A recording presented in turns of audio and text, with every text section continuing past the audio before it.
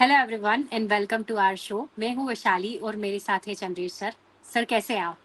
बस बढ़िया हो। आप कैसी हैं वैशाली जी, सब ठीक है? सर मैं भी अच्छी हूँ। और बताइए सर, आप क्या लग रहा है आईपीएल के बारे में? ये जो मुकाबला हम बात करने आए हैं आज, वो मेरे ख्याल से सनराइजर्स और गुजरात का मुकाबला है जो बस कुछ ही देर में हैदराबाद में खेला जाएगा। बिल्कुल सर, ये मैच नंबर 66 इस आईपीएल का हैदराबाद और गुजरात के बीच में खेला जाएगा हैदराबाद में। अगर पिछले मुकाबले की बात करें तो गुजरात वो मुकाबला वॉश आउट हो गया था रन की वजह से, लेकिन हैदराबाद के लिए मुकाबला बहुत ज़रूरी है। अगर जीतते हैं वो तो वो क्वालिफिकेशन तो पक्का करेंगे ही, और साथ ही अगर उनके बचे हुए दोनों मुकाबले जीत जाते हैं तो शायद टॉप 2 में भी फिनिश कर दे। तो बहुत बहुत ही महत्वपूर्ण मुकाबला हो गया। और गुजरात चाहे तो वो किसी और टीम के लिए सनराइजर्स हैदराबाद का जो पार्टी है उसको स्पॉइल भी कर सकते हैं। बिल्कुल, अब जो टीमें ये रह गई हैं डीसी, गुजरात, पंजाब, ये पार्टी स्पॉयलर्स ही बन चुके हैं, और शायद पता नहीं बहुत सारी टीमें इनको सपोर्ट भी कर रही होगी कि वो टीम हार जाए ताकि हमारी टीमें आगे बढ़ जाए। देखने वाली बात होगी कि क्या होता है। बट हम हैदराबाद से शुरुआत करते हैं सर। काफ़ी अच्छी टीम अभी तक नज़र आई है, सेटल लग रहा है, ऐसे बहुत सारे लॉसेस ऑन द ट्रॉट नहीं हुए हैं उनके। इस मुकाबले में फेवरेट्स होंगे? बिल्कुल, क्योंकि वो कॉन्फिडेंस के साथ आ रहे हैं।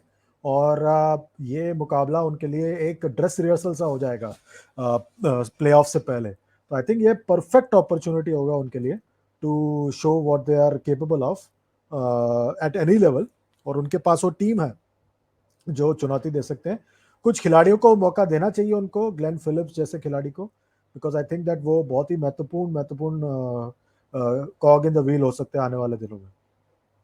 बिल्कुल, आप कहते हुए आ रहे हैं कि इमरान मलिक और ग्लेन फिलिप्स को हमने बात करी है हमेशा, और जब आप एडन मार्करम को ड्रॉप कर रहे हैं, तो फिर आपको पक्का ग्लेन फिलिप्स को मौका देना ही चाहिए। देखते हैं हैदराबाद दे पाती है या नहीं दे पाती है, या उनकी स्ट्रैटेजी किस हिसाब से रहती है।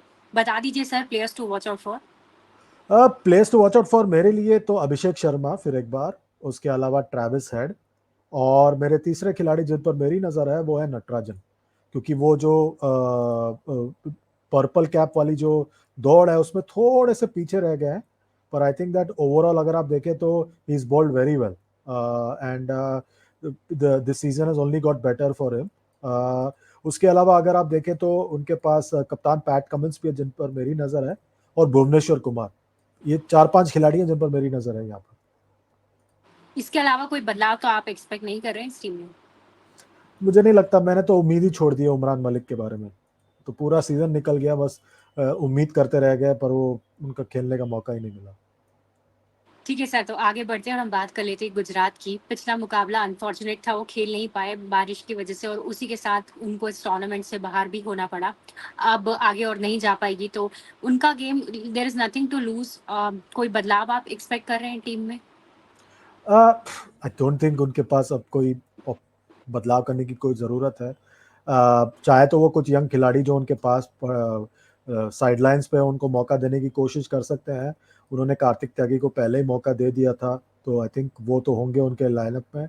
और जोशुआ लिटल बेचारे वो आयरलैंड के लिए खेले नहीं, पर यहाँ पर भी नहीं खेल रहे थे गुजरात टाइटंस के लिए, तो फिर उनको खिला लेते बेचारे का।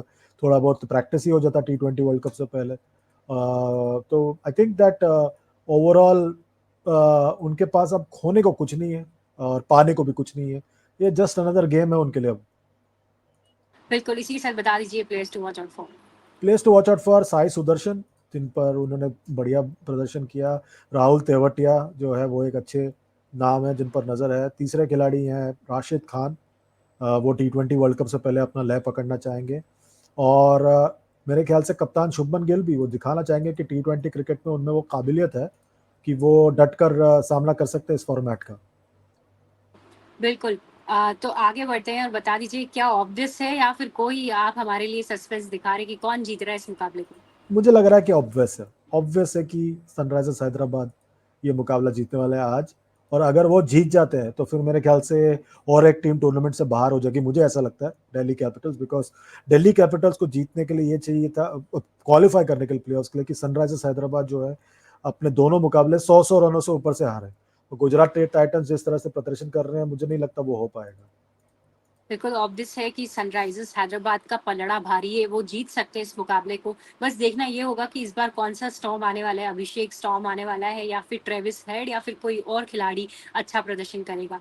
तो आप लोगों को क्या लगता है? आप भी कमेंट करके ज़रूर बताइए। Thank you so much everyone for watching and we will see you again.